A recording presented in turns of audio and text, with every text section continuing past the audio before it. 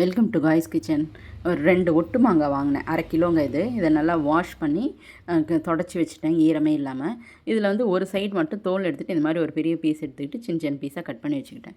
ஒரு பெரிய பூண்டை வந்து தோல் உரித்து வச்சுருக்கேன். மீதி மாங்காய் வந்து சின்ன சின்ன பீஸஸாக கட் பண்ணிக்கோங்க. இந்த ஓடு இருக்கிற மாதிரி கட் பண்ணிக்கோங்க, அப்போ தான் நல்லாயிருக்கும் ஊறுகாய்க்கு. அதுக்கப்புறம் இதுக்கு ஒரு 50 கிராம் வந்து கடுகு நல்லா வெயிலில் காய வச்சு பவுட்ரு பண்ணி வச்சுக்கிட்டேன்.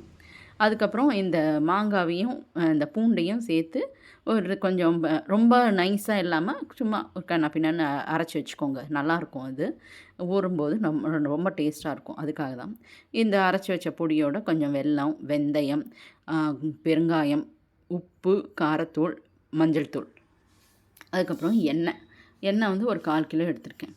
அது வந்து போட்டு கலந்துட்டு இந்த பீசஸையும் போட்டு இந்த அரைச்சி வச்ச விழுதியும் போட்டு நல்லா கலந்துட்டு ஒரு பக்கெட்டில் இல்லைனா ஒரு பிளாஸ்டிக் டப்பாலையோ இதை வந்து ட்ரான்ஸ்ஃபர் பண்ணிவிடுங்க.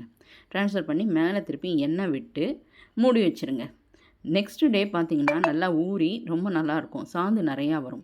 எதுக்காக அந்த பூண்டு போடுறோன்னா நல்லா வாசனை கமகமன்னு இருக்கும், சாப்பிட்றதுக்கும் நல்லாயிருக்கும். சில பேருக்கு பூண்டு பிடிக்கலன்னா வெறும் இந்த மாங்காய் மட்டும் இந்த மாதிரி பீஸ் கொஞ்சம் அரைச்சி போடுறதுக்கு. எதுக்குன்னா விழுது நிறையா வரும். அதுக்காக தான் வந்து உங்களுக்கு தொட்டுன்னு சாப்பிட்றதுக்கு, இந்த ப்ரெட்டுக்கு தான் தொட்டுன்னு சாப்பிட்றதுக்கு அதுக்கெலாம் ரொம்ப நல்லாயிருக்கும். அதுக்காக தான் அந்த மாதிரி பண்ணது.